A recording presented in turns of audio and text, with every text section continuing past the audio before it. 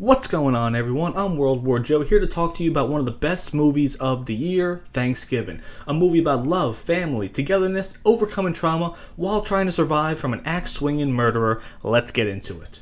Thanksgiving does everything right, which is weird to say in 2023.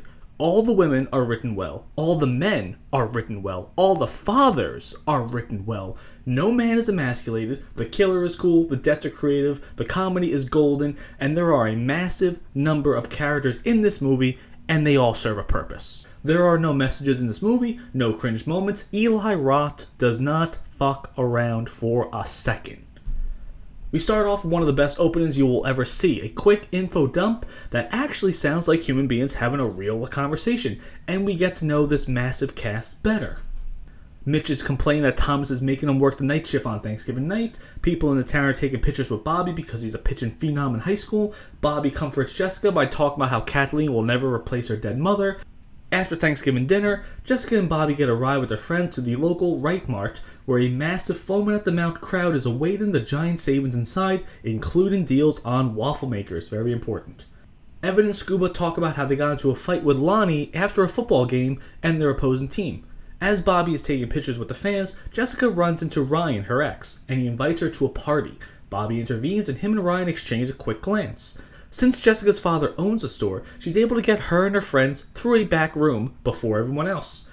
The group starts shopping before the crowd. Upon seeing this, Lonnie grabs a megaphone and announces that the store is open, and the crowd charges the gates. They break it down, crushing Amanda to death. Amanda's there, bringing her husband some leftovers, and is killed by a shopping cart, driven by Lizzie and someone else from their school.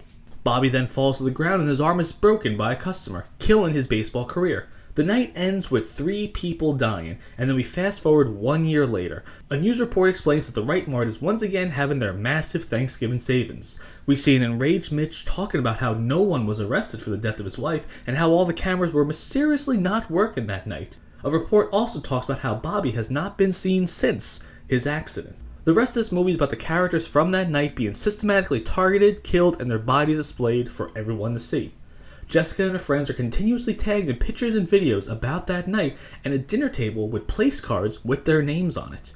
The police still have no one in custody for the deaths at that Right Mart 1 year ago, and they're still interviewing people to piece together the entire night. The group is then trying to find out who is doing the murders. There are a lot of red herrings in this movie, and so many people could be a suspect. And when you finally get to the reveal and twist, it's fantastic.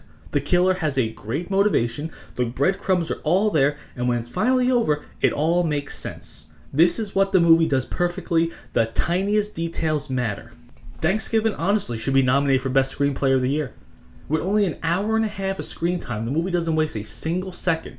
Every line makes sense, every character's motivation is perfect. Eli Roth and Jeff Rendell have something truly iconic on their hands. Thanksgiving is leaps and bounds over Five Nights at Freddy's and one of the best movies of the year, hands down. However, I don't see this movie making much of a profit for the simple fact that not a lot of people know it exists. They must have spent absolutely nothing on the marketing. I don't see this movie being pushed by Facebook, Instagram, or other socials. I'm not seeing endless commercials about this movie on YouTube. And yes, a movie can make a major profit just from word of mouth alone, just like The Sound of Freedom. But that movie at least had more gravitas to it and more impact on society. Also, Thanksgiving will probably be available on Peacock in a month or two, so there's really no rush to go see it in theaters. That being said, the movie is lightning in a bottle, it's iconic, it does everything right, 10 out of 10, not even a second thought about it. Let me know what you guys think about it.